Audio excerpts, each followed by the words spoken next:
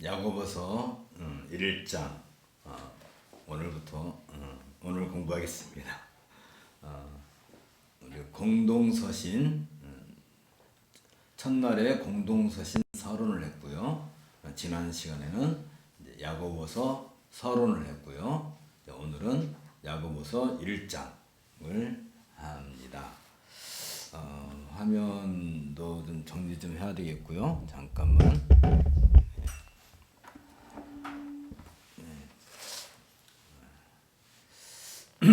이제 준비된 줄 알고 시작하도록 하겠습니다. 함께 기도하겠습니다. 하나님, 오늘 우리들 마음을 또 활짝 열어주시고 이 시간에도 하나님의 말씀을 함께 공부할 수 있도록 은혜 주심을 감사합니다. 우리가 무엇보다도 하나님을 아는 지식이 있어서 올바르지 아니하면 우리 인생 전체가 얼마나 어그러지고 또 낭비하기 쉬운지 알 수 없습니다. 하나님, 우리를 귀하게 여기시고 또 불쌍히 여기시어서 무엇보다도 하나님의 말씀을 잘 우리 안에 담고 깨닫고 그럼으로써 밝은 영혼의 상태를 가지고 이 인생을 살아갈 수 있도록 인도해 주옵소서. 예수님 이름으로 기도합나이다. 아멘. 한 주간 잘 지내셨습니까? 야고보서 한다고 그러면 잘 이렇게 언뜻 와닿지 않아요. 야고보서는 한마디로 말하면 신약의 지혜서다. 이렇게 우리가 지난 시간에 공부했죠. 신약의 지혜서. 지혜가 뭘까요? 이제 히브리어로 호쿠마라고 하는 말인데 이게 아가 들어가면 여성이 되거든요. 이게 여성 명사거든요. 그러다 보니까 이제 여성의 어떤 성격을 가지고 있어서 지혜를 가리켜서는 보통 여자로서 이렇게 많이 은유를 해요. 비유를 해줘요. 그런데 어쨌든 이 호쿠마 지혜라고 할 때 이게 도대체 무엇인가 할 때 보통 사람들은 지혜 그러면 이 세상에서 살아가는 삶의 어떤 방식 이런 식으로 이해하기 쉽죠. 그래서 지혜가 있다 없다 할 때 주로 이제 뭘로 판단을 해요? 이제 얼마나 이제 잘 살고 슬기롭게 살아가는가 뭐 이런 걸로 주로 지혜를 얘기해요. 특별히 이제 우리가 성경과 관련해서 지혜라고 할 때는 이 지혜의 근원이 어디로부터 나와요? 항상 하나님. 그리고 우리가 하나님 할 때는 늘 삼위일체 하나님이죠. 삼위일체 하나님. 늘 삼위일체 하나님을 우리 염두 두고 얘기해야 돼요. 성부와 성자와 성령. 이 세 성부, 성자, 성령 삼위일체 하나님이 지혜의 근원이고 이 지혜는 우리에게는 가려져 있는 거잖아요. 감춰져 있는 거잖아요. 우리가 하나님을 눈으로 볼 수 없듯이 하나님은 자기 자신을 우리에게 보여주셔야만 우리가 볼 수 있는 거지요. 우리가 볼 수 있는 여러 가지 방법이 많이 있는데 그 중에 하나가 지혜. 하나님께서 지혜를 어떤 방식으로 보여주세요? 일단은 온 우주를 창조하신 것에서 우리가 약간 사실 지구라든지 달, 해, 또 북극성, 많은 별들 이런 걸 다 보고서도 놀랍지요. 또 길가에 핀 아주 작은 꽃 하나만 봐도 놀랍죠. 거기에 뭐가 담겨 있어요? 지혜가 담겨 있는 거란 말이죠. 아니, 어떻게 이렇게 예쁘게 만들 수 있을까? 그런 데서 지혜를 우리가 이렇게 어렴풋하게 이렇게 발견할 수 있겠죠. 그런데 이 지혜를 다시 말하면 우리 인간에게, 우리 사람에게 이 지혜를 보여주시는 방식, 이 방식이 계시란 말이죠. 계시. 이건 계시라고 그래요. 하나님께서 자기 자신을 우리에게 보여주시는 그 모든 형태, 그게 뭐 물질적이든 또는 정신적이든 그건 이제 뭐 어떤 유형적이든 또 무형적이든 하나님께서 하나님에 대해서 보여주시는 그 모든 것들이 다 계시인데 그 계시에 항상 지혜가 포함됩니다. 지혜를 담는 그릇으로 지난 시간에 우리가 얘기했지만 특별히 성경 다시 말해 성경은 뭐예요? 말씀이죠. 또 얘기하네. 말씀은 곧 우리가 로고스이신, 그러면 결국은 삼위일체 하나님이 당신에 대해서 계시하는 것에 있어서 거기는 모든 것이 다 지혜가 포함되는데 이 지혜를 담는 그 모든 것, 다시 말하면 인간 우리가 볼 수 있는 그 모든 현상들뿐만 아니라 거기에 늘 무엇을 비추어서, 이 말씀을 비추어서 판단하는 거죠. 판단. 이건 다른 말로 말하면 판명성. 판단해서 밝게 드러내는 거. 거기에 항상 누구를 근거로 해야 돼요? 로고스이신, 다시 말해 성자이신 예수 그리스도를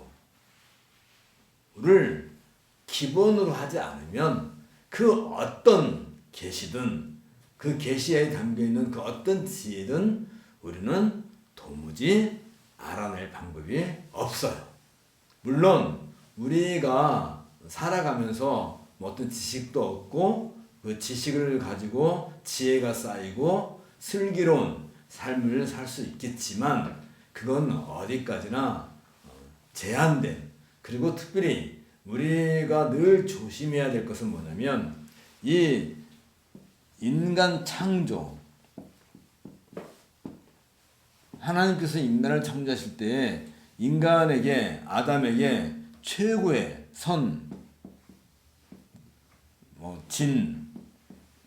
미 우리가 다 얘기하는 거죠. 이걸 갖고 있었고 갖게끔 이렇게 다, 그래서 이걸 갖다가 뭐라 한다고요? 하나님의 형상과 모양이다. 형상과 모양은 같은 말이죠.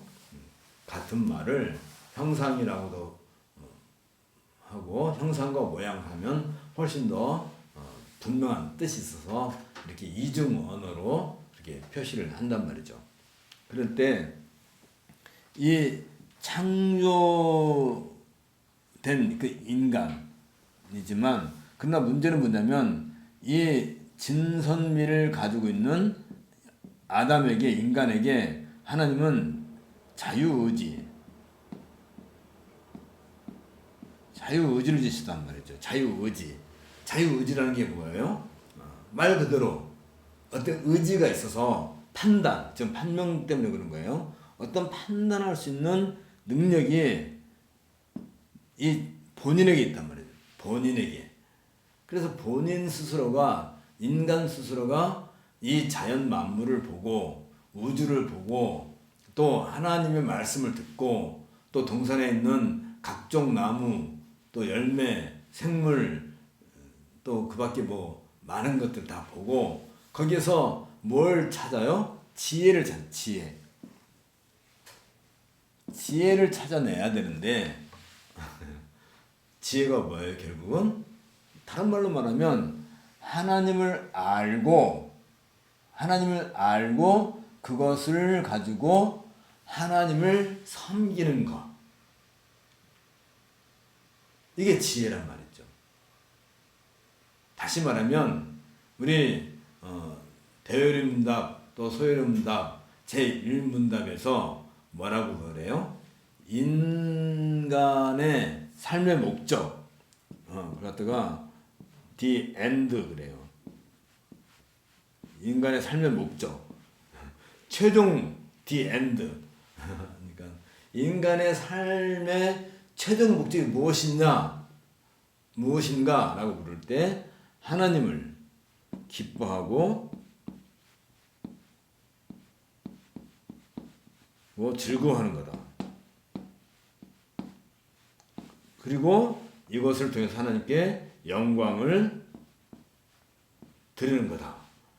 그러니까 이것이 인생, 다시 말해서 사람을 창조하신 하나님의 목적이고 또 사람이 이 땅에 존재하는 삶의 목적이란 말이죠. 이거 다시 말하면 하나님을 기뻐하고 즐거워하려면 하나님이 누구신지를 알아야 되잖아요. 그리고 하나님을 기뻐하고 즐거워하기 위한 방식이 있을 거란 말이죠. 아무렇게나 하는 게 아니라 그 방식을 통해서 하나님께 영광을 돌리게 되어 있는데 그 모든 영광은 오로지 예수 그리스도를 통해서만 주어지고 하나님께 나아가게 돼요. 그러니까 예수 그리스도를 통하지 않고서는 우리가 하나님을 알 수도 없고 다시 말하면 하나님이 자기 자신을 가장 완벽하게 계시하신 그 유일한 방식이 성육신하신 예수 그리스도란 말이죠. 그러니까 이 예수 그리스도가 계시의 최종 완성본이라 한다면 예수 그리스도의 삶, 예수님께서 이 땅에서 어떻게 사셨는지 그것이 하나님을 기뻐하고 즐거워하는 삶의 생활에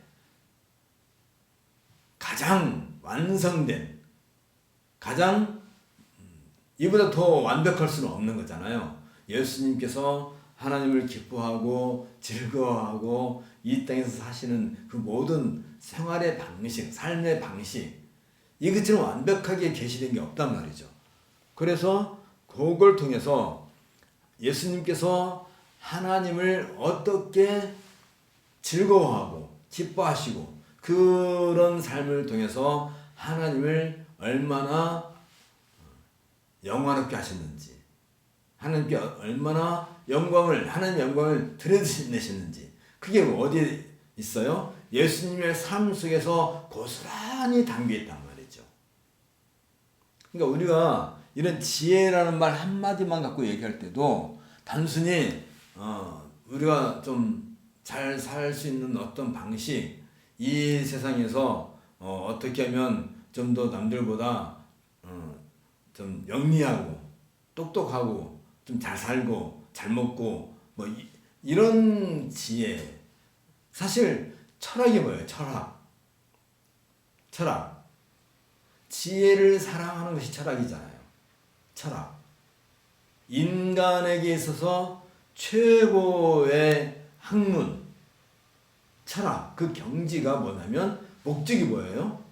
목적 지혜를 사랑하는 것 지혜 인간 안에 담겨있는 어떤 지혜로 만족하지 않고 참된 지혜를 추구하는 게 철학이고 모든 인간의 학문 또 과학 우리가 뭐 이렇게 허블 망원경을 만들어 가지고 우주에다 띄워놓고 깊은 우주 속을 살피고 연구하고 하는 그 모든 게 다 뭐예요? 그냥 저기에 무슨 아름다운 어떤 문화가 있다 그걸 보고 만족하자고 있는 게 아니라 그런 것들을 통해서 그런 우주를 깊이 있게 연구해서 그리고 뭐 우주를 뭐 명왕성까지 보내고 그런 데서 정보를 다 얻어가지고 그 정보를 가지고 뭘 얻자는 거예요? 지혜를 얻자는 거예요. 소피아 지혜를 얻자는 거잖아요. 참된 지혜. 그러니까 모든 과학이라든지 모든 인간의 문명 그 모든 것들이 항상 어디를 향하여 가야 돼요? 가게 돼 있어요? 결국은 이 지혜를 향해서 가게 되는 건데, 지혜의 본질이고 지혜를 가장 완전하게 보여준 것이 성육신 하신 예수 그리스도의 삶에서 나타난단 말이죠. 그러니까 인생은, 우리 인생의 그 최종 목적은 뭐예요? 이 예수 그리스도의 삶을 통해서 하나님을 어떻게 기뻐하고 어떻게 즐거워하고 어떻게 그 하나님을 영원하게 할 것인가. 이게 지혜란 말이죠. 다른 데 지혜가 있는 게 아니라. 그래서 이런 것들을 연구해 가지고 우리 이제 교회가 세워지게 되고, 이 교회가 하나님을 예비하는 방식도 찾게 되고, 어떻게 하나님을 합당하게 기뻐하고 즐거워할 것인가, 그리고 하나님 영원하게 할 것인가 하는 것들을 이렇게 해서 예전 리터레지를 만든단 말이죠. 예전을 만들어서 어떻게 하나님께 찬송할 것인가, 어떻게 하나님께 기도할 것인가, 어떻게 하나님 말씀을 선포할 것인가, 성례는 어떻게 행할 것인가, 성찬식을 어떻게 할 것인가, 이런 것도 다 지혜로부터 나오는 거란 말이죠. 그 모든 지혜가 가장 완벽하게 응축되어 있는 그 분이 바로 예수 그리스도 한다면, 지혜는 다름이 아닌 예수 그리스도의 얘기고, 우리가 알고 있는 것처럼 지난 시간에 얘기했죠. 잠언은 한마디로 말하면 예수 그리스도에 대한 책이고, 아니 잠언뿐만 아니라 구약 전체가, 창세기부터 말라기까지 구약 전체가 누구에 대한 얘기예요?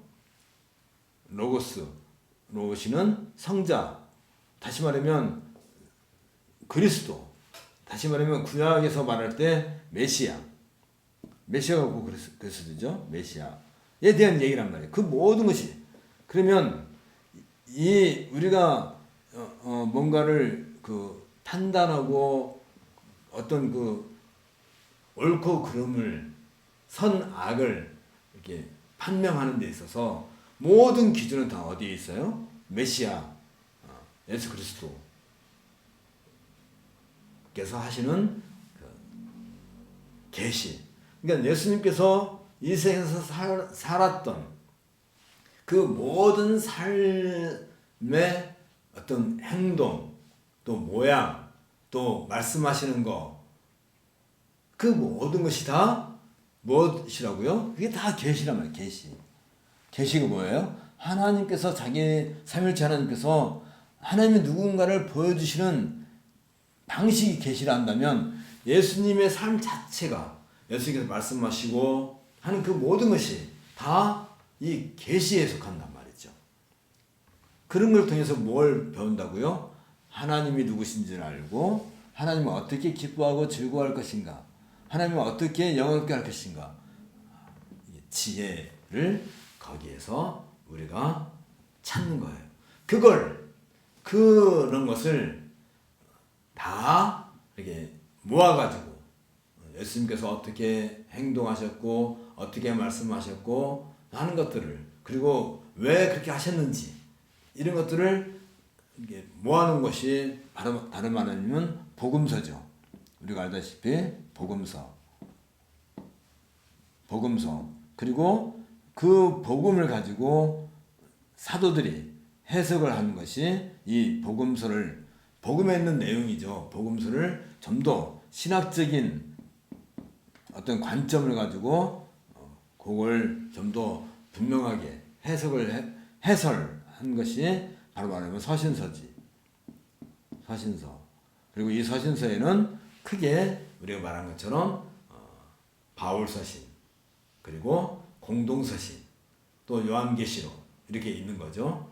공동서신도 그렇다 한다면, 이 서신은 결국은 무엇에 대한 얘기예요? 복음에 대한 얘기고, 복음은 곧 예수 그리스도에 대한 얘기고, 그것은 곧 따라 올라가니까 뭐라고요? 결국은 지혜에 대한 얘기고, 그렇다 한다면 야고보서 자체가 신약의 지혜서라 할 때 특별히 이 라이프죠. 삶, 생활과 깊은 관련이 있다 그 말이죠.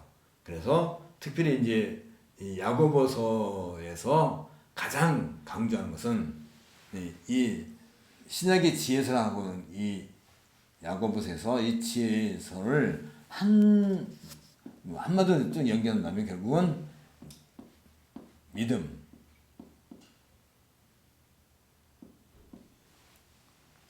믿음과 그다음에 또 하나 뭐라고 했었지?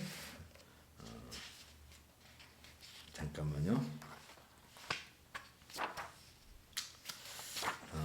우리 교재를 잠깐 봅시다.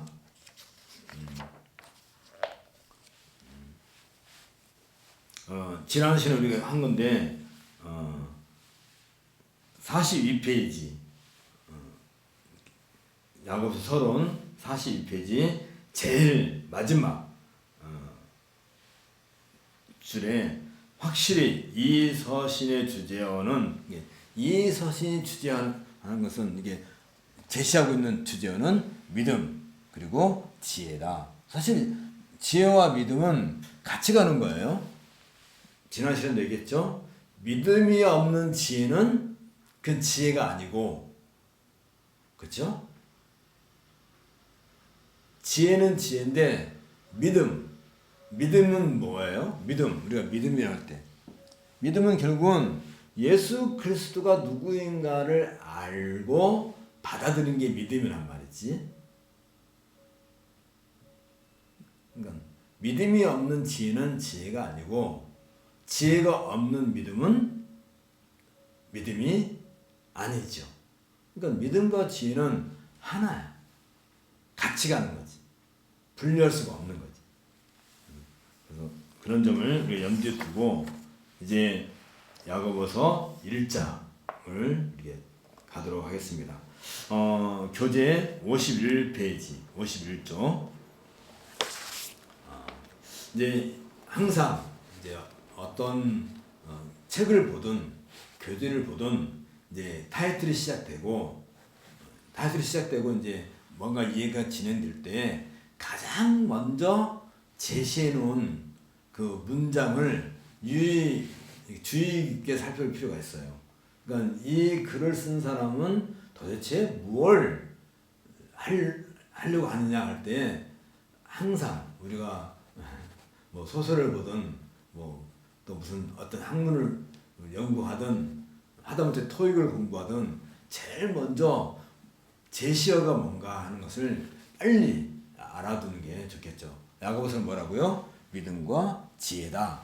지혜에 대한 얘기가 벌써 이렇게 많이 진행이 됐는데 어쨌든 그러면 이 믿음과 지혜를 야고보 사도가 그 성도들에게 왜 이 믿음과 지혜를 이렇게 바르게 알 수 있게끔 알고 받아들이게 하기 위해서 이 서신을 썼을까 할 때 그 당시 시대적 배경을 우리가 좀 염두에 두면 훨씬 이제 그렇잖아요. 우리가 어떤 편지를 쓸 때 뭐 주변의 어떤 상황이든 아무런 상관없이 그냥 무조건 쓰는 거 물론 그럴 수도 있겠죠. 특히 뭐 연애 편지 쓸 때는 근데 별로 관심이 없지. 오직 그 사람에게만 관심 있지. 근데 이제 야고보가 이걸 교회 성도들에게 이 서신을 보낼 때 어떤 목적이 있을 거란 말이죠. 그 목적을 가장 잘 드러내기 위해서 이제 이 서신서를 썼을 텐데 특별히 이제 요와 관련해서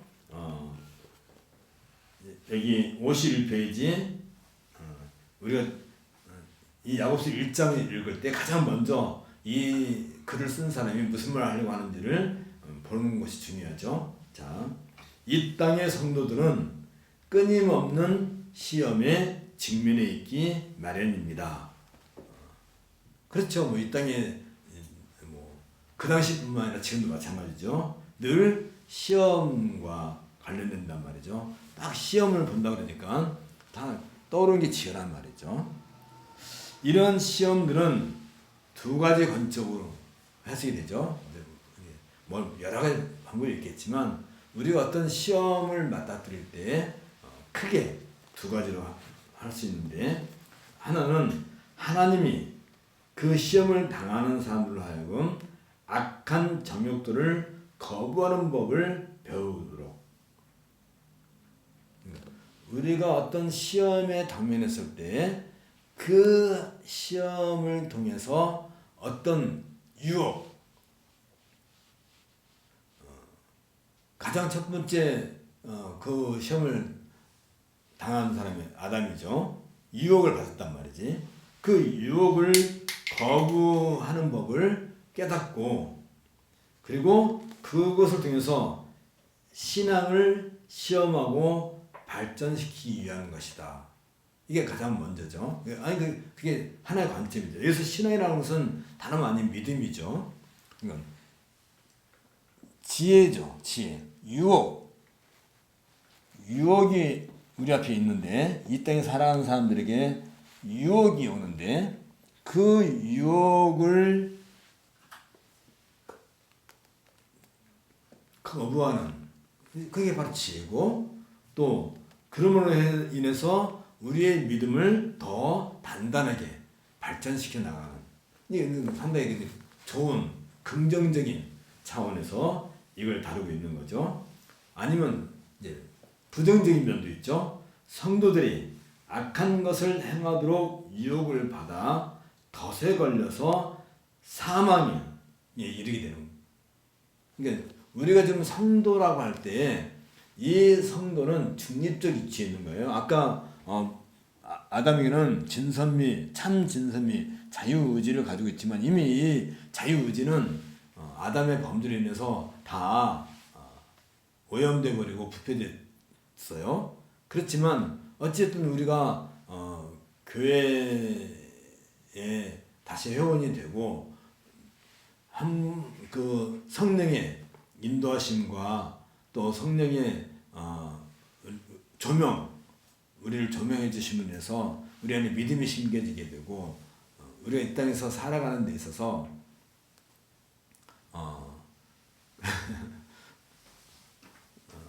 그런데 항상 거기는 우리에게 지혜가 필요한데, 그 지혜는 믿음을 근거해야 되고, 또 그 지혜를 통해서 믿음이 더 성장하게 되는 것이, 우리가 어떤 유혹, 시험을 맞닥뜨려서 얻을 수 있는 하나의 긍정적인 것이라 한다면, 반대로 오히려 이 시험을 통해서 망하는 경우도 생기는 거죠.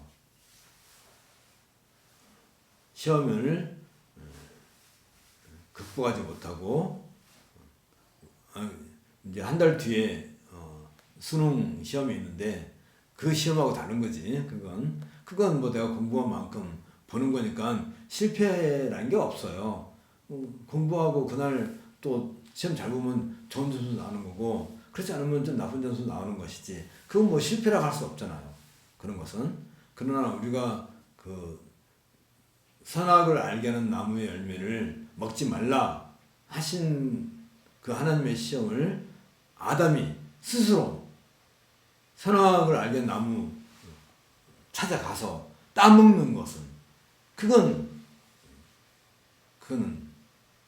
분명히 다른 거잖아요. 그렇죠? 아담이 먹기 싫은데 안 먹으려고 하는데 하나님께서 야 이놈아 이걸 먹어야 돼 해가지고 억지로 입을 벌려가지고 하나님께서 막 밀어 넣어서 먹게 했나요? 아니란 말이지요. 사람이 스스로 진선미에서 완벽한 인격이죠. 인격을 갖춘 사람이 스스로 판단할 때 항상 뭘 근거로 해야 된다고요? 판단할 때 판명성의 근거 그리스도란 말이지. 그러면 아담에게 있어서 판명성의 근거가 되는 그리스도로 예표된 게 생명나무 아닙니까? 에덴 동산에 생명나무가 있고 또 선악을 알게 하는 나무가 두 개가 있어. 에덴 동산, 에덴 한 가운 동산에. 그러면 선악을 알게 하는 나무 열매 먹으려면 생명나무를 안 볼 수가 없잖아. 안 보고 가리고 이렇게 가리고, 그러니까 이 생명나무하고 선악을 알게 하는 나무 있는데, 그건 생명나무를 가리고 선악을 알게 하는 나무 열매만 살짝 보고 따먹으려고 할 때 아무리 가른다 해도 내가 생명나무가 여기 있다는 것을 모를 수가 없잖아요. 이미 수없이 봤고 항상 거기 있는 걸 아는데, 그 옆에 선악을 알게 나무가 또 있다는 것도 알고 아는데, 그러면 내가 선악을 알게 나무 열매를 먹으려고 할 때 그 생명나무가 있다는 것을 부정할 방법이 있냐 이 말이죠. 내가 눈을 가리고 안 보인다 할지라도 내 머릿속에는 그게 남아있는데, 그러니까 의지적으로 아주 악한 거죠. 하나님께서 먹지 마라, 대신에 너는 생명나무의 열매를 먹어야 된다. 이 생명나무가 누구예요? 구약에서 말하는 예수 그리스도란 말이지. 그래서 예수 그리스도를 바라보고 살게끔 해놨는데, 그걸 애써 외면하고 기필코 선하게 알게 하는 나무를 먹을 때 아담은 즐거웠을까요? 행복했을까요? 아주 요즘 말로 말하면 대박을 터뜨렸을까요? 그러니까 지금 여기 성도들이 악한 것을 행하도록 유혹을 받아 덫에 걸려서 사망에서 절정에 달하는 그 과정으로 들어가게 되는 상황일 수도 있다 그 말이죠. 그러니까 시험이라고 하는 것은 양면성이 있다는 거죠. 하나는 우리에게 어떤 시험이 왔을 때, 우리가 어떤 유혹을 받을 때, 하나는 이것을 극복함으로써 우리의 믿음이 향상되고 더 단단해질 수 있는 기회가 되는 거고, 또 다른 말로 말하면 이것에서, 이 유혹에서 우리가 넘어졌을 때는 어떻게 되는 거예요? 사망의 쓴맛을 보게 되는 거란 말이죠. 물론 하나님께서 선택하신 주의 자녀들은 비록 그럴 수 있죠. 유혹을 받을 수 있고 넘어갈 수 있고, 또 그것으로 인해서 사망의 고통을 느낄 수 있죠. 당연히 느껴야 되겠죠. 그때 하나님께서 선택한 주의 자녀들에게는 그 사망의 쓴맛을 보고 난 뒤에 뭘 하게 돼요? 자책을 하게 되고 또 회개를 하게 돼요. 아담이 그 선악을 알게 하는 나무 열매를 먹고 얼마나 썼을까 하면, 내가 얼마나 비참한 사람인가, 내가 얼마나 부끄러운 사람인가, 내가 얼마나 치욕스러운 인간인가를 깨닫고, 그때서 비로소 치마를 엮어서 자기 몸을 가렸잖아요. 치부를 가린다는 것은 단순히 어떤 한 부분을 가린다는 그런 것보다는 내 자신이 치욕스러운 존재다 하는 것을 스스로가 고백하는 거잖아요. 그걸 깨닫게 하는 거잖아요. 아, 나는 참 못돼 먹은 인간이야. 아, 나는 참 형편없어. 나는 죽어도 싸. 나는 맞아 죽어도 돼. 하는 그런 자책감을 얻게 되는 거고, 특별히 그건 모든 인간에게 하나님께서 주신 본성이란 말이야. 그러니까 악한 것을 알아요. 알고 행하는 게 더 많지, 모르고 행하는 경우는 거의, 알고 행하는 때 그 자책감 느꼈을 때 하나님은 그것을 끝나지 않고 그를 되돌리시는 거예요. 슈브.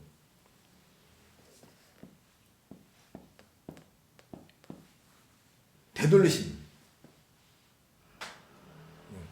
그 가는 방향에서 방향을 돌려서 씌우고 되돌려서 어디를 향하게 해요? 그의 얼굴을 하나님을 향하게 해주시는 거예요. 그런 은혜를 끊임없이 베풀어 주시는 거지. 그게 아니었다 한다면 우리가 무슨 재주가 있어가지고 이 길을 갈 수 있겠어요. 내가 스스로 내 의지를 발동해서 내가 가는 그 악을 향해서 가는 그 길을 돌이켜가지고, 물론 양심의 가책을 받겠죠. 아, 내가 이번에 무슨 이 일을 하면 나에게 뭐 어떤 뭐 매도건이 생기겠지만 이건 다른 사람 것을 이렇게 착취하는 것이고 빼앗는 것이고 나쁜 거야. 근데 그냥 눈 딱 감고 이번 한 번만 할 거야 하고 그 길을 가는 게 인간의 본성이 난다면, 그러면서 양심의 가책을 느낀다면 하나님께서는 그 길을 못 가게 막으시고 돌이키셔서 누구를? 하나님께서 선택한 그 자녀에게는 그런 은혜를 주셔요. 그래서 결국은 돌아서게 하는 거지. 그게 뭐라고요? 그게 회개랍니다. 회개 그러면 회심과 달라요. 회심은 우리가 하나님을 모르고 있다가 하나님을 알고 하나님을 나의 구주로 받아들이는 그 은혜가 회심이지. 그 회심은 이 회심은 내가 어떻게 해서 얻을 수 있는 게 아니에요. 하나님께서 주의 성령을 통해서 우리에게 믿음을 심어주시고 그 믿음의 싹이 우리 안에서 자라서 하나님이야말로 창조주 하나님이시구나. 그래서 뭐가 보여요? 창세기 1장 1절이 보인단 말이지. 그전에는 창세기 1장 1절이 안 보여요. 하나님이 태초에 세상을 천지를 창조하셨다 할 때 그 말이 문장으로는 보이겠지. 글자로는 보이겠지. 그러나 그게 믿어지는 말이죠. 안 믿어지는 거는. 그게 믿어지는 회심이란 말이죠. 그러니까 회심이 뭐예요? 내가 죄인인 것을 깨닫고 울고불고 막 밤새도록 울고불고 가지고 하나님 나 같은 죄인 용서해 주세요 하고 울고불고 막 부르짖고 해가지고 이제 새벽이 되니까 아침이 확 밝아오니까 그 밝은 빛이 싹 비치니까 마음이 위로를 얻고 내가 이제 회심을 했구나. 또 또 그런 말도 있죠. 이게 이제 우리가 잘 알고 있는 루터라는 그 분은 갑자기 막 벼락이 내리치고 천둥 소리를 들리고 깜짝 놀라서 자기가 무슨 회심을 했다고. 물론 그걸 그렇게 말할 수 있지만 사실은 뭐 그런 거 다 떠나서 나에게 어떤 그런 극적인 어떤 변화, 전환점이 생기든 안 생기든 그건 중요한 게 아니고 창세기 1장 1절이 믿어지냐 안 믿어지냐, 이게 회심을 했는지 안 했는지 가장 확실한 거예요. 내가 기적을 행하고 기적같이 어떤 일을 이겨내고 그래서 하나님 살아계신다 뭐 그런 얘기를 뭐 할 수도 있겠죠. 그러나 한마디로 말하면 대초에 하나님이 천지를 창조하시니라 하는 이 말씀을 믿는지 안 믿는지, 믿으면 그건 회심한 거예요. 그럼 언제 했어요? 그거야 모르지. 언제 우리 안에 믿음이 심겨져가지고 그 믿음이 자라서 어떤 열매로 나타난 것이 뭐냐면 창세기 1장 1절을 믿는 거고, 창세기 1장 1절을 믿으면 2절도 믿는 거고 3절도 믿는 거고 창세기를 믿는 거고 구약을 믿는 거고 신약을 믿는 거잖아요. 다 모르지만, 다 알 수는 없지만, 다 알지 못하니까 또 이렇게 오늘같이 이렇게 시간을 내서 또 공부를 하잖아요.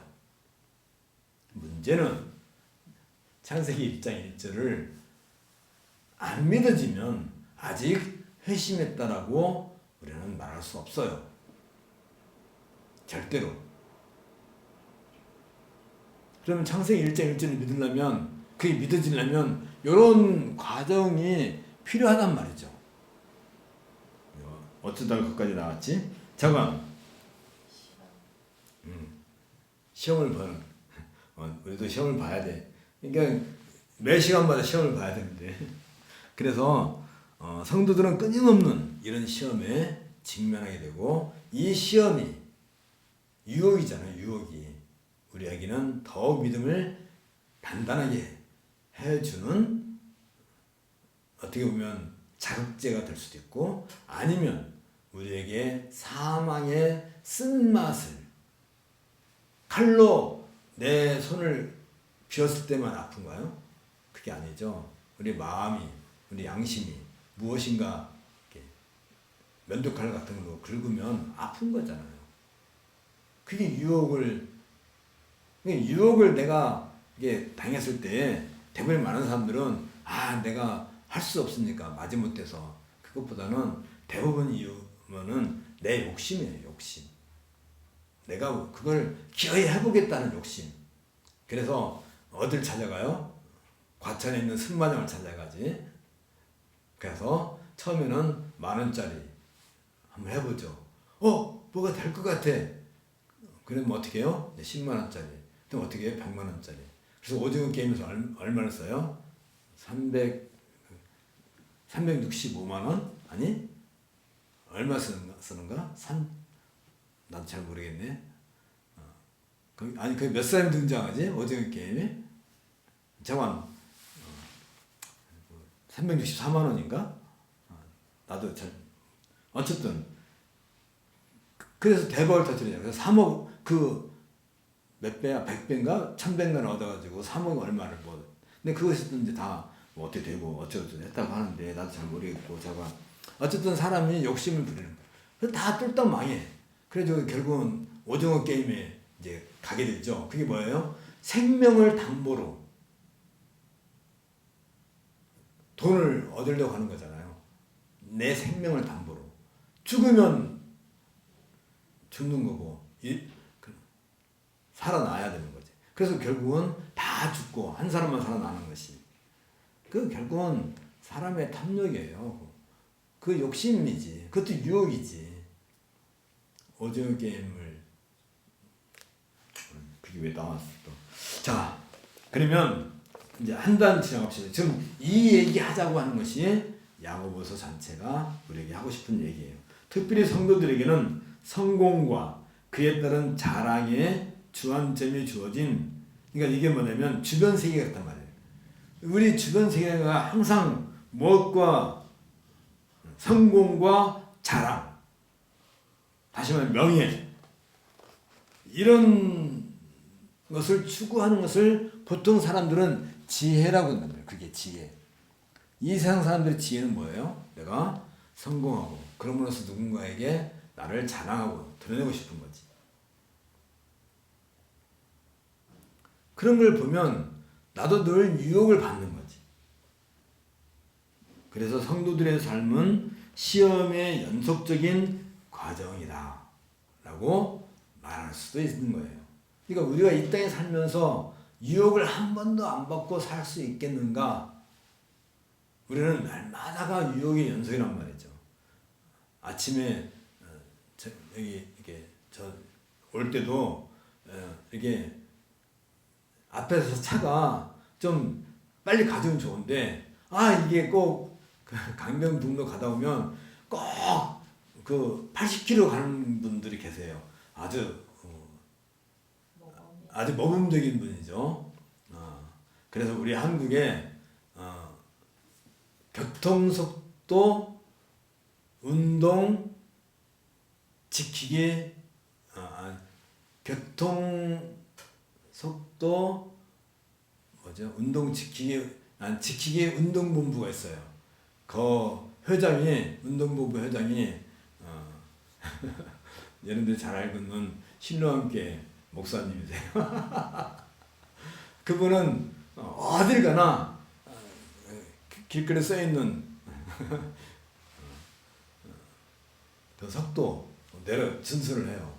그런데 나는 좀 마음이 급하니까 빨리 와서 이거 세팅도 해야 되고 준비도 해야 되니까 그러면 이게 유혹이 생기는 거야. 빗게 가고 싶어요. 그래서 속도를 올릴 준비를 하고 좌우 이제 백미러를 보고 그래서 기어이 그 차를 추월해서 그것도 유혹이란 말이지. 그러니까 그걸 기어이 추월하고 싶어요. 안 하면 바보가 되는 것 같아요, 기분이.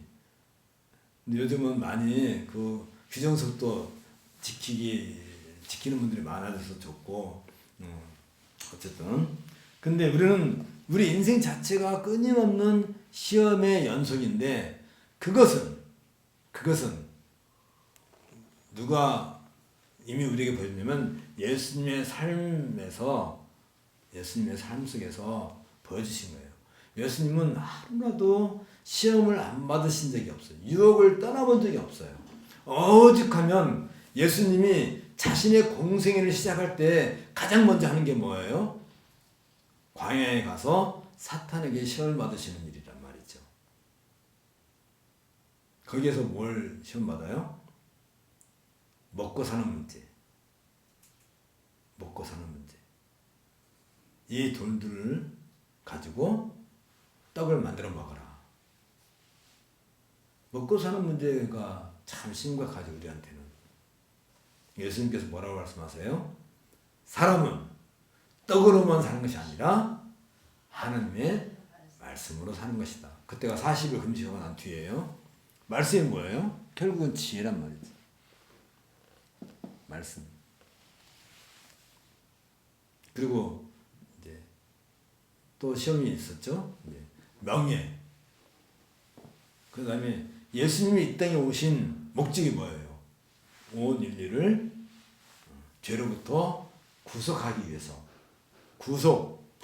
우리가 지난번에도 고엘 구속에 대해서 얘기한 적이 있었는데, 구속이란 말을 자꾸 구속이란 것은 또 다른 말로 말하면 속량. 구속, 속량. 구약에서는 고엘로 이렇게 얘기되죠. 이건 고엘이란 말은 다른 거 아니고 값을 대신 치른다.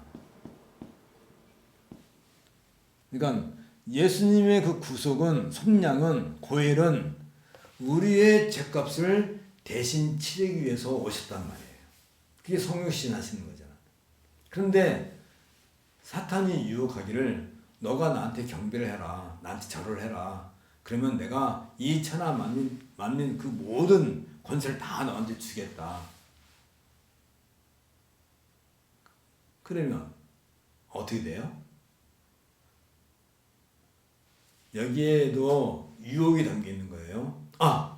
맞아. 내가 온 목적이 뭐지? 이 모든 사람들을 다 구속하기 위해서 왔어. 그들의 생명을, 그들의 죄값을 다 치르고 그들의 생명을 살리는 거야. 그러려면 속량, 구속에는 항상 뭐가 따라야 돼요? 피 흘림의 제물, 제사. 그렇죠? 구약에서 제사하는 이유가 다 뭐예요? 이 구속을 예표하는 거란 말이지. 그러니까 사탄에게 한번 절하면 이 모든 과정 없이 인류를 죄로부터 이렇게 구원해낼 수 있는데, 이 결과가 뭐예요? 구속, 속량, 고엘, 이 결과가 구원이잖아, 구원. 구원을 시킬 수 있는데, 까짓 건 내가 잘 한번 하고 말지. 그런데 그 사탄의 유혹 속에 치명적인 독소가 있단 말이죠. 사실 이 세상 모든 권세를 줄 그 권한, 사탄에 있나요? 아니죠. 오히려 예수님에게 있죠. 그러나 예수님은 지금 인간의 몸을 입고 오셨기 때문에 제한적이고 하늘에 계신 아버지만이 그 권세를 갖고 계시는 거잖아요. 사탄이 마치 자기가 그 권세를 갖고 있는 것처럼. 유혹에는 항상 그런 치명적인 독소가 숨겨 있는 거지. 그래서 봅시다. 계속해서 이처럼 성도들의 삶은 시험의 연속적인 과정을 이해되는데 이런 점에서 야고보는 결론적인 아예 결론을 우리가 먼저 살펴보는 거예요. 5장 7절에 11절에 있는 것처럼 고난에 직면하여 인내하고 참음으로써 우리의 믿음을 지키라 라고 하는 것이 야고보가 하고 싶은 얘기예요. 그러니까 우리가 모든 우리 인생의 과정 속에서 삶의 현장에서 아침에 눈 뜨자마자 잠을 잘 때까지 계속해서 유혹의 시험의 연속이지만 그러나 야고보가 하고 싶었던 얘기는 우리가 그것을 인내하고 참아내서 그러면 인내하고 참으려면 인내할 마음의 근육이 있어야 내가 철봉을 매달리면 뭐 1분은 매달릴지 2분은 매달릴지 인내잖아요. 참아야 되잖아. 그러려면 어떻게 해야 돼요? 근육이 있어야 근육이 없으면 30초 10초 만에 떨어지는 사람도 있어요. 매달리자마자 떨어지는 사람도 있어요. 10초 만에 3초 만에 이렇게 잡았는데 3초 만에 왜 그래요? 근육이 없는 거지. 그걸 단련을 하는 거지. 그걸 뭐라고 그래요? 경건이라고. 경건. 그게 바로 경건의 생활이라고 하는 거죠. 그러니까 지혜와 믿음은 떼어낼 수가 없고 지혜와 믿음에서 나오는 하나의 열매라고 한다면 지혜와 믿음 이건 떼어낼 수 없는 건데 이게 뭐라고요? 경건.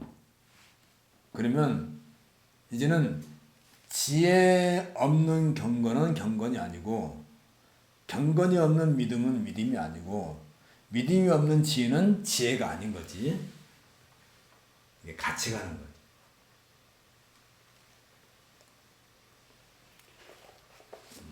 특별히 이제 야고보에서 우리가 관심을 가져야 할 것은 뭐냐면 그러면 도대체 이 시험은 무엇인가 할 때 시험의 과정은 보다 중요한 또 다른 의미가 있는데 이 과정, 유혹을 받는 그 과정 속에서 그것은 그 과정을 통과해서 도달하게 되는 성장 또는 온전함. 그러니까 우리가 이 세상 그 모든 것 자체가 우리에게는 유혹이고 시험인데 그러나 이것을 하나씩 인내하고 참고 견디고 이겨냄으로써 점점 우리는 어떻게 되는 거예요? 경건의 근육이 발달한. 그래서 성도들의 삶의 목표는 온전하게 되고 아무것도 부정시 없게 된다. 그 완성된 상태가 뭐예요?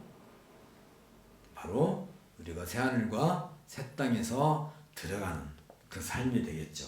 그렇다면 생명에 이르기도 하고 그 반대로 사망으로 이르기도 하는 이 시험에 빠져 자칫 성도들이 사망의 위험에 처하게 될 가능성에 대해서 그러면 안 되잖아요. 그런 일이 생기면 안 되잖아. 성도들이. 그래서 물론 하나님께서 그들에게 회개할 수 있는 그런 은혜를 베풀어 주시지만 그 은혜를 베풀어 주실 때에 누구를 통해서? 바로 교회를 통해서. 교회가 그 사람들을 가르치고 또 권면하고 그게 디사이플십이잖아요. 그게 권징이란 말이죠. 교회가 돌보고 해서 그 사람을 온전한 상태로 돌아가게끔 하는 것. 그걸 갖다가 이런 경건의 삶과 관련해서 이걸 갖다가 목회라고.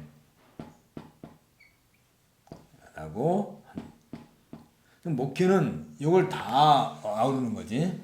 믿음과 지혜와 경건을 우리의 삶 속에서 구현해 나가는 그런 일을 하는 것이 목회고 그 일에 교회가 특별히 그런 일을 하라고 이 직분을 주는 것을 목회자라고 한단 말이죠. 그러니까 목회자는 목회자가 되기 위해서 교회가 가장 먼저 판단할 게 뭐예요? 그 사람의 학벌, 그 사람의 가문, 그 사람의 뭐 박사학위 논문, 뭐 그 사람의 뭐 용모가 잘생긴 거, 그게 기준인가요? 목회하는 일이 뭐예요? 목회하는 일. 지혜와 믿음과 경건의 그것이 지혜와 믿음이 나타나는 경건의 삶을 성도들이 잘 할 수 있도록 옆에서 서비스 하는 거지. 그게 목회지. 그러니까 먼저 목회하는 그 사람부터가 지혜가 있어요. 지혜는 뭐라고 했어요? 말씀을 아는 것이 지혜란 말이지. 다른 걸로는 지혜를 판단은 할 수가 없어요. 거기에 늘 뭐가 따라 된다고요? 하나님께 주시는 믿음. 그래서 지혜와 믿음과 경건을 구비한 사람을 교회의 목회자로 세우는 거지. 그러려면 교회 목사를 세울 때 이걸 교인들이 인정을 해줘야 될 거잖아요. 알아야 되잖아. 이력서만 보고 알 수 있나요? 뭐 설교 한 편 한 거 보고 알 수 있나요? 가장 잘 아는 방법은 내가 키우는 거야.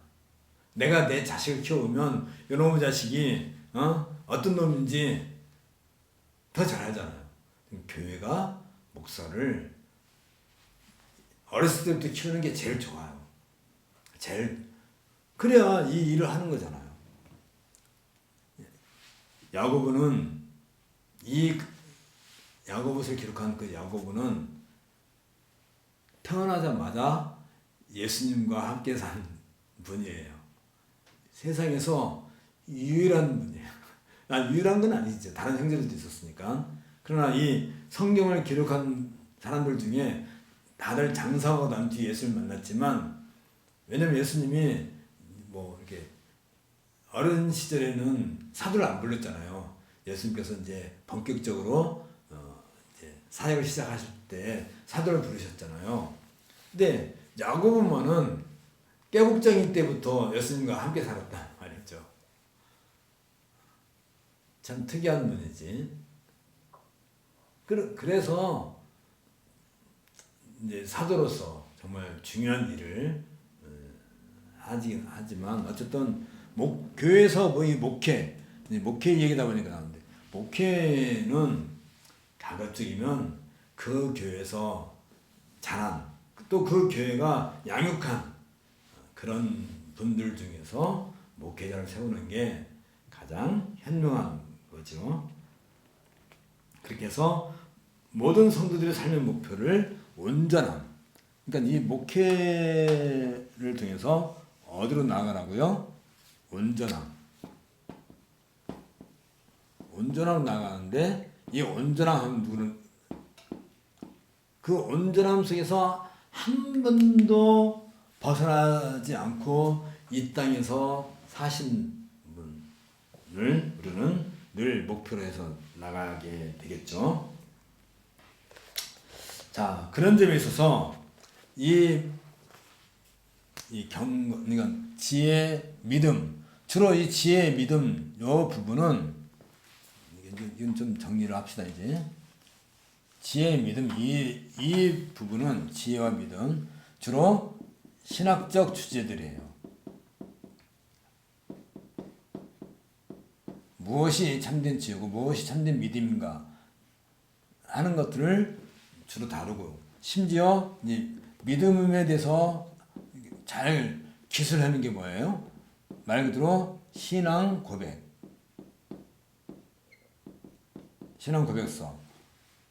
여기에는 뭐가 포함되어 있다고요? 당연히 믿음이 포함되는 거지. 그래서 이런 것을 근거로 해서 경건의 삶, 그게 목회가 하는 중요한 일인데, 경건의 삶으로 나가는데, 이것은 상당히 실천적이죠. 그렇죠? 이건 신학적이고 학문적인 성격이 강하다면, 여기는 실천적이고, 그리고 좀 더 지혜가 잘 드러나는,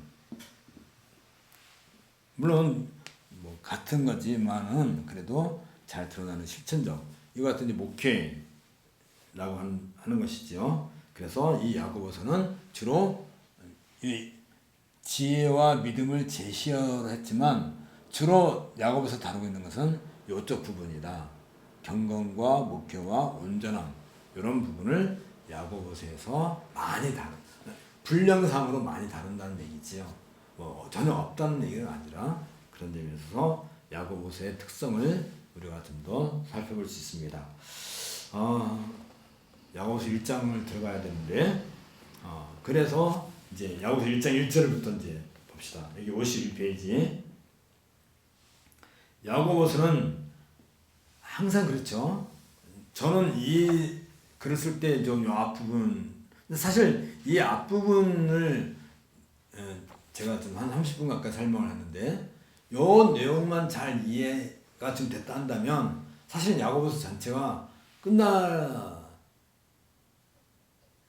해도 뭐 과하는 뭐 해도 되죠. 그러나 전부 이제 그 면면을 찾아보는 거죠. 우리가 어떤 뭐 요즘에 이제 단풍철이 시작됐으니까 단풍 그러면 내장산 아니면 설악산 단풍 뭐 사진으로 보고 또 요즘에 뭐 유튜브로도 나오고 또 항공 사진도 나오고 다 보지만 가서 현장에 가서 단풍나무 밑에서 뭘 해요?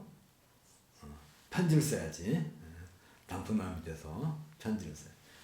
나무 단풍잎 하나를 이렇게 만져보고 느껴보고 하는 것처럼 이제는 이제 그 우리가 지금까지 유튜브도 보고 뭐 백과사전도 보고 인공위성도 보고 다 야고보서에 대해서 봤는데 이제는 이제 현장에 가서 하나를 이제 보는 거예요. 그게 1장 1절 하나님과 주 예수 그리스도의 종 야고보는 흩어져 있는 12지파에게 문안하노라. 사실 요 1장 1절만 우리가 한 일주일 공부하면 되겠죠? 하나님, 주 예수 그리스도 하나님과 지금 1장 1절이에요. 지금 야고보가 이런 말을 쓸 때는 그냥 쓴 게 아니에요. 하나님 그리고 주 하나님 누구예요? 사실은 하나님이 아도나이 주지. 하나님 곧 주잖아요. 하나님인데 또 주 예수 그리스도 하나님이 유일한 주님이시잖아요. 그렇죠? 유일한 주님인데 주 예수 그리스도 이 주는 항상 누구랑 관계 있어요? 하나님. 예수 우리 공부한 거죠. 예수는 뭐고 하는데요? 지금 우리가 여기서 공부했어요. 예수는 구속, 속량, 고엘, 성육신 그리고 삶을 통해서 하나님을 가장 기뻐하고 즐거워하고 영화롭게 하는 그 삶, 경건을 실천적으로 이 세상에 거기에 뭐가 항상 따라요? 하나님에 대한 순종. 보세요. 하나님이 곧 주님이시고 주님이 곧 예수 그리스도야. 그럼에도 불구하고 예수라는 이 말 속에는 하나님에 대한 경건, 순종 포함되는 거죠. 주로 이건 예수님의 인성. 예수님이라는 것은 그 인성과 관련돼요. 그리스도는 뭐예요? 그리스도는 구약에서 예언한 모든 내용의 핵심이지요. 그리스도. 하나님께서 친히 주신 분. 그리고 예수님은 인간의 몸을 입고 탄생하셔서 십자가에 죽으셨지만 그 죽기까지 예수님은 절대적인 순종을 하셨죠. 절대 순종. 순종에는 늘 얘기하지. 능동적 순종과 수동적 순종이 있다고 그랬죠. 전적으로 율법을 지키고 하나님의 말씀을 지키려고 하는 그 수동적 순종은 십자가에서 자기 자신을 내어주시는 거. 그런 면에서 죽음까지 순종하신 거지. 그리고 이분을 이렇게 한 예수님을 누가 하나님께서 부활해서 주와 그리스도가 되게 하셨다. 사도행전에서 베드로가 한 얘기잖아요. 죽으신 그 부활을 부활시키셔서 부활하신 분 그리스도, 주와 그리스도다. 그래서 요 내용을 가지고 부활한 그리스도를 만나서 회심을 하고 그분을 증거하기 위해서 그 이전까지 자신의 그 모든 것을 배설물로 여기고 등장한 사도 바울이 항상 하는 말이 뭐예요? 예수는 그리스도다. 고의를 한 거죠. 오늘따라 7편 복잡하네. 예수는 그리스도다. 그리고 부활하신 분. 그리고 이 부활하신 예수 그리스도가 승천을 하시죠. 승천해서 하나님의 우편에 앉아 계시죠. 그래서 이 주와 그리스도가 되신 주 예수 그리스도라는 말은 우리의 구원과 긴밀한 관계가 있고, 그리고 이분이 승천하시고 난 뒤에 바울은 특별히 그리스도 예수를 바라본다 라고 할 때 예수가 먼저 나오면 이런 내용을 더 강조하는 거고, 그리스도가 먼저 나오면 이제 승천하시고 난 뒤에 바울은 그리스도 예수도 승귀하신 분, 승천하신 분, 다시 말하면 심판주로 다시 오실 분을 강조할 때는 그리스도 예수라고 그렇게 쓰는 거죠. 근데 어쨌든 이건 너무 많이 나갔고, 여기 야고보가 하나님과 주 예수 그리스도의 종 야고보라고 할 때, 야고보는 다른 사도를, 자기가 사도이긴 하지만 사도를 강조하지 않죠. 그래서 흩어져 있는 12지파. 흩어져 있는 12지파는 뭘까요?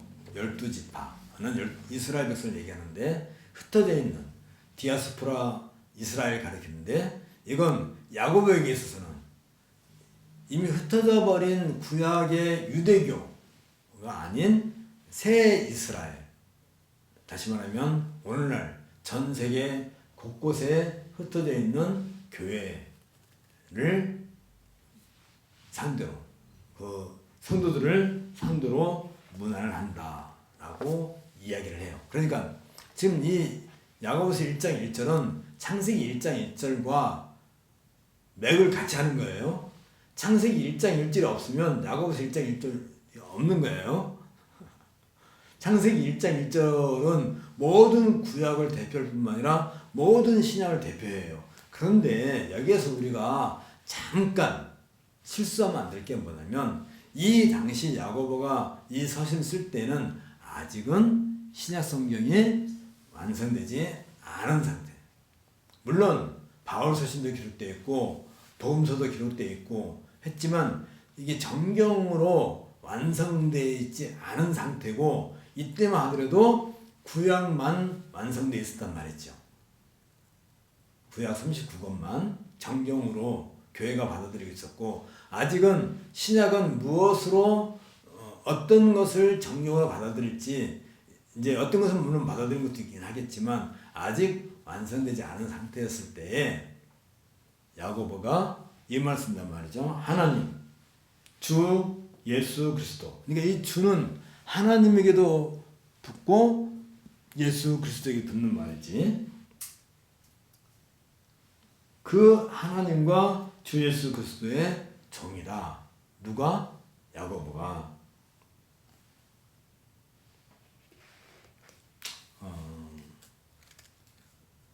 그러니까 보통 이제 인사말을 쓸 때, 서신서에서 인사말을 쓸 때는 사도라고 하는 어떤 직분을 이렇게 늘 염두에 두고 하지만, 여기서 야고보는 그건 말고, 가 아니고 오히려 하나님과 주 예수 그리스도의 둘로스 종이라고 할 때는 야고보뿐만 아니라 흩어져 있는 그 모든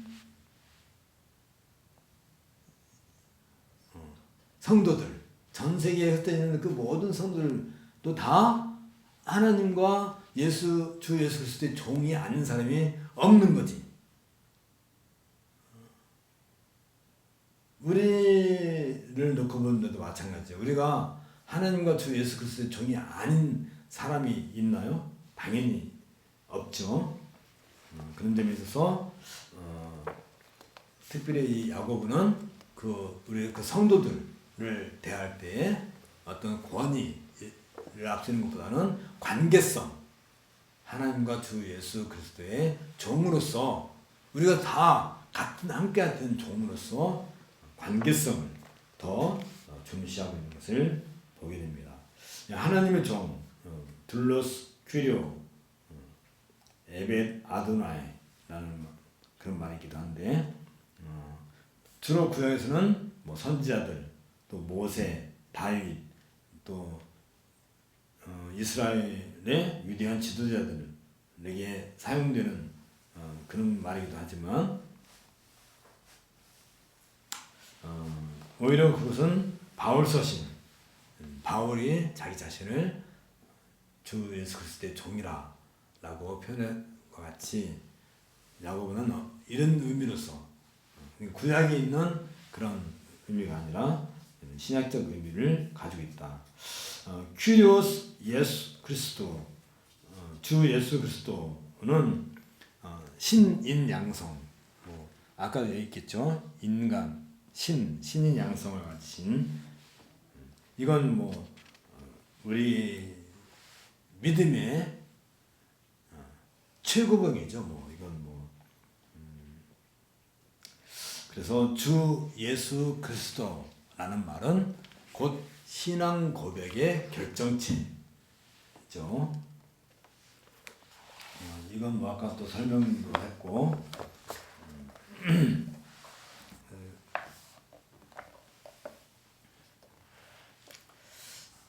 오늘은 그냥 1장 1절까지만 합시다. 이게 1장 1절만 해도 워낙 내용이 크고, 이 내용 자체만 해도 그래서 주 예수 그리스도는 이미 베드로를 통해서, 사도행전에서, 또 사도행전 15장 26절 예루살렘 공유의 첫 번째 교령에서도 이미 나타났고, 사도행전 28장 바울의 메시지에서도 이미 나타나는 거죠. 그래서 우리에게 유일한 주시다 라고 하는 어떤 신앙 고백, 주 예수 그리스도는 우리의 고백이어야 돼요. 주는 하나님이시고, 예수는 인간이시고, 그리스도는 구약에서 약속한 바로 그 메시아시고, 신인 양성을 가지신 그 부분으로서 우리가 고백을 해야 되고, 여기에는 그렇다면 여기에는 항상 이런 말을 할 때는 그리스도는, 메시아는 모든 언약, 구약에서 말하는 언약의 핵심이란 말이야. 핵심 내용.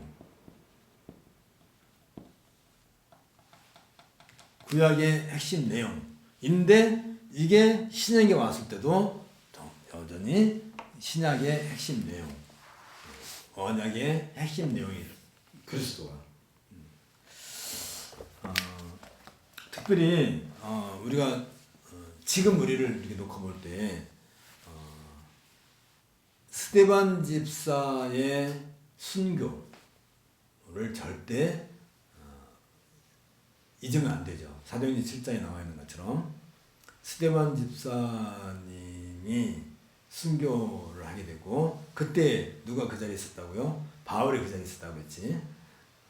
자, 참 미묘한 거지. 스데반의 죽음을 바울이 계승을 해서 스데반이 그 집사의 그걸 바울이 온 세계에 퍼뜨리잖아요. 참 기이한 일이긴 하지만 어쨌든 그 결과로서 우리가 있는 거고, 그걸 가르쳐서 뭐라고 한다면 흩어진 12지파다라고 야고보는 말을 해요. 그렇다면 지금 제가 여러 가지 말을 했지만 이 내용 속에서 그 어느 것 하나 중에 하나도 우리가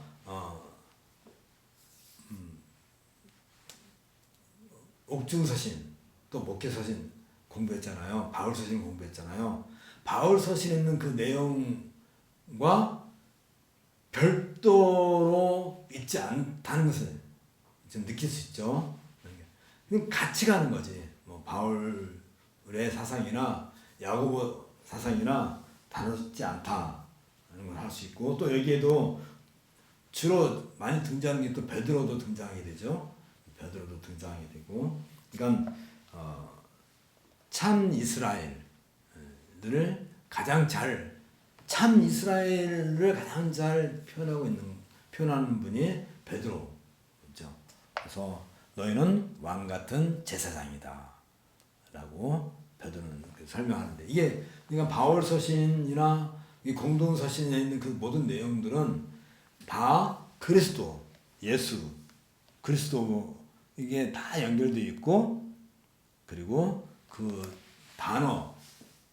단어라든지 신학적 내용이라든지 심지어 목회적 경건의 생활이라든지 이런 것들이 다 긴밀하게 연결되어 있는 것을 알 수 있어요. 자, 52페이지. 오늘 1장을 다 못했는데 52페이지 요것만 정리하고 갑시다. 2번 바로 위에 이상에서 살펴본 것처럼, 그러니까 지금까지 우리가 공부한 그 모든 것을 우리가 염두에 두고 인사말 속에서 야고보는 자신을 하나님의 종으로서 탁월한 지위를 차지하고 있으며 승귀하신 주님이시며 믿음으로 영광의 관을 쓰신 예수 그리스도의 종으로 묘사함으로써 자신이 탁월한 교사이며 또 선도자가 아니라 선지자지, 자신의 위치를, 그러니까 요게 참 미묘한 거예요. 처음엔 똑같이 다 똑같이 하나님과 주 예수 그리스도의 종으로서 우리 모든 성도를 가르치는데도 불구하고 이 야고보가 자기 자신을 그들과 똑같은 낮은 자리로 자기 자신을 내려놓음으로 인해서 오히려 무엇이 더 돋보여요? 야고보는 참으로 하나님의 종이다. 또 주 예수 그리스도의 종이다. 그리고 성도들에게 이 글을 읽는 성도들에게 어떤 그 자존심이라고 해야 되나요? 어떤 자긍심을 심어줘요. 나도 야고보와 동등한 위치에 있다. 그 말은 뭐예요? 나도 하나님의 종으로서 또 주 예수 그리스도의 종으로서 이 말씀을 새겨 듣겠다 하는 마음의 각오를 야고보 사도가 이런 걸 다 염두에 두고 목적을 하고 이렇게 처음에 시작했을까요? 야고보 사도의 마음속에 이미 이게 자리 잡혀 있는 거예요. 이런 목회적인 그런 감각이 이미 야고보는 그렇게 살고 있는 거예요. 그러니까 자연스럽게 문장을 쓸 때 이런 글이 나오는 것이지, 이렇게 살지 않는 사람이 갑자기 지금 이걸 왜 써요?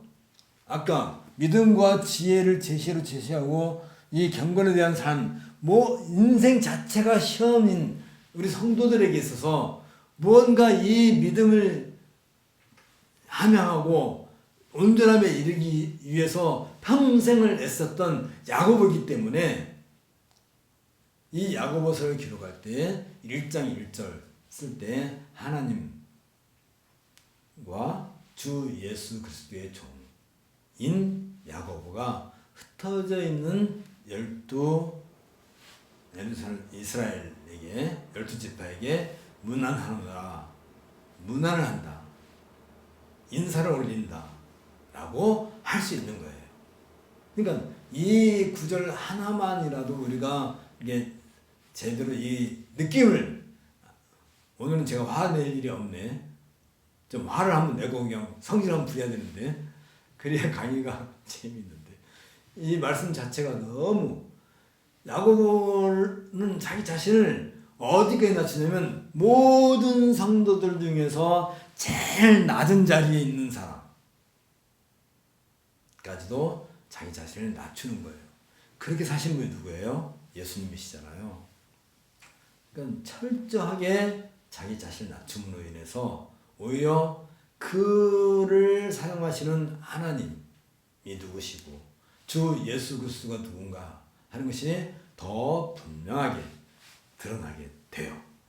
이건 제가 설명을 잘해서 그런 게 아니라 야고보의 그 마음 속에, 야고보의 삶 속에, 야고보의 인생 속에 그게 몸에 배이는 거예요. 그래서 사도 바울이 처음에 회심하고 난 뒤에 예루살렘 교회 찾아왔을 때 모든 사람들이 저 사람은 얼마 전까지 스데반을 죽이는 데 앞장섰고 많은 사람들을 감옥에 가둔 사람이고 교회를 핍박한 사람이다 라고 다들 안 만나려고 할 때에 기꺼이 야고보는 그 바울을 맞아들여요.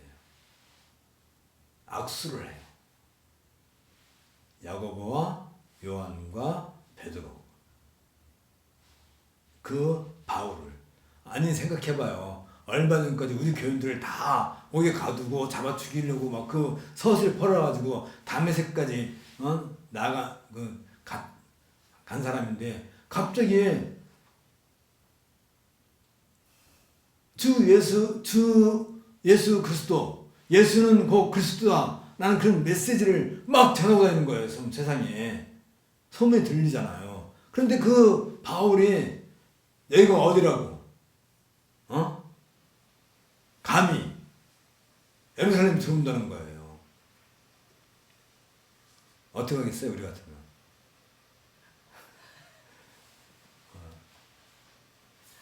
자, 시간이 다 됐는데 그 바울을 교회에 영접한 야고보예요. 철저히 자기 자신을 낮출 수 있는, 모든 교인들 중에 가장 낮은 위치에 나를 내려놓는, 그게 뭐예요? 그게 바로 목회. 목회 지워버렸네. 그게 바로 목회예요. 목회자는 모든 교인들 중에 가장 믿음이 작은 사람, 연약한 사람까지 자기를 낮추는 사람이 참된 목회자이지. 그래서 가장 낮은 자리를 찾아가야 돼요. 오늘은 52페이지 2페이지밖에 못했네, 진도가. 근데 뭐 사실 따져놓고 보면 뭐 거의 야고보서의 중요한 내용들을 다 다뤘고, 하지만 또 이제 우리가 또 다음 시간에 또 공부합시다. 다음 시간은 야고보서 1장을 기어이 끝내는 걸로 합시다. 네, 기도하겠습니다. 하나님 아버지, 은혜를 감사드립니다.